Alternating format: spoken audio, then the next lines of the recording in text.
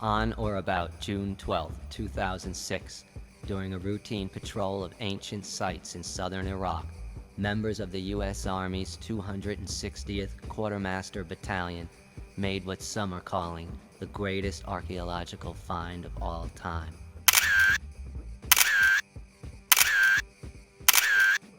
Quickly transferred to nearby Talil Air Base, the find was brought to London, where a panel of Near Eastern scholars and linguists were assembled to analyze it. Almost 2 years later, many panel members are upset. They say the US and British governments have reneged on an agreement to share the discovery with the world. Despite the worst consequences possible, some panel members are talking. The find, which they call extraordinary, and having considerable repercussions for many universally held beliefs, is described as an oblong copper box containing several broken tablets written in Sumerian. Largely unreadable, one fragment scholars have translated tells the story of Ziusudra, the antediluvian Noah. In the surviving 64 lines, Ziusudra warns of another deluge, and reference is made to plans for another ark, a craft intended to aid human colonization of Nibiru, a planet whose orbit brings it in the vicinity of Uranus every 3,500 years. Nibiru will again orbit past Uranus in the year 2012.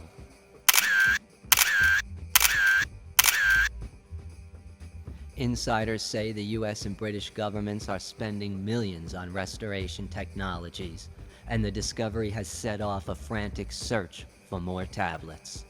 Evidence on the ground supports these claims.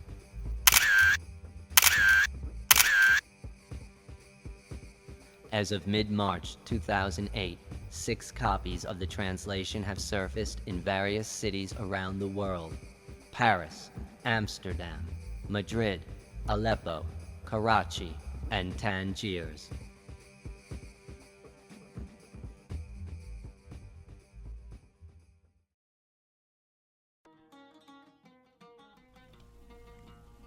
In accord with their wishes, the throne and kingship had been lowered from the heavens.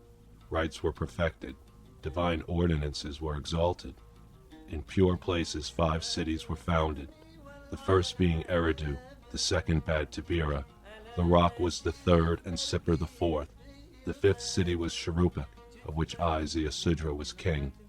These were the cult centers. These 5 cities were designated cult centers. A clamor came from within the cult centers, a clamor that disturbed the gods. After the cities were destroyed, the cult centers were destroyed. After the deluge, the flood sent to cover all the land, the destroyer of life. And I, Ziusudra, on the high peak of Namush, arranged 7 and 7 cult vessels, heaped with reeds, cedar, and myrtle, and brought the offering to the summit to scatter the incense in every direction. And the gods smelled the sweet fragrance. They smelled the sweet fragrance and clustered around the offering like flies. Belit Ali arrived. She held up in the air the great fly ornament Anu had made in his ardor. I swear by this precious necklace of lapis, I shall be mindful of these days and never forget, not ever. When Enlil arrived, my wife and I joined the assembly of gods. He touched my brow and her brow, saying, "Hitherto, Ziusudra has been a human being.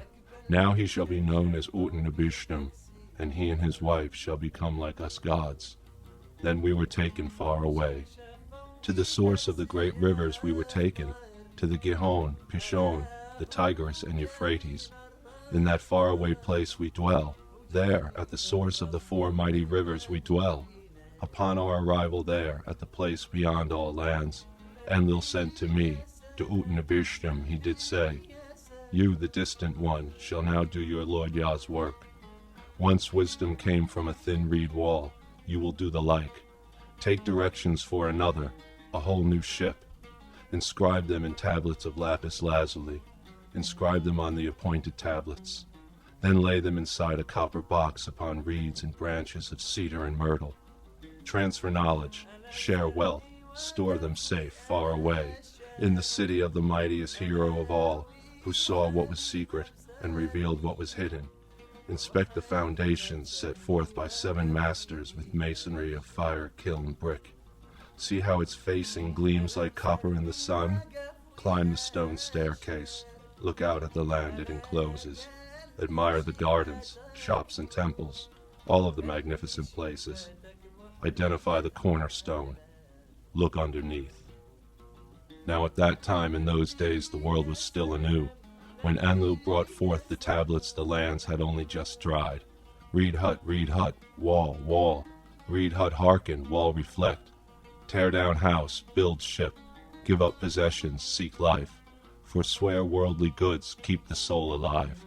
A new storm looms, yet rains do not squall. Another deluge falls, again rushing over the lands. Heed warning and prepare your family's cross.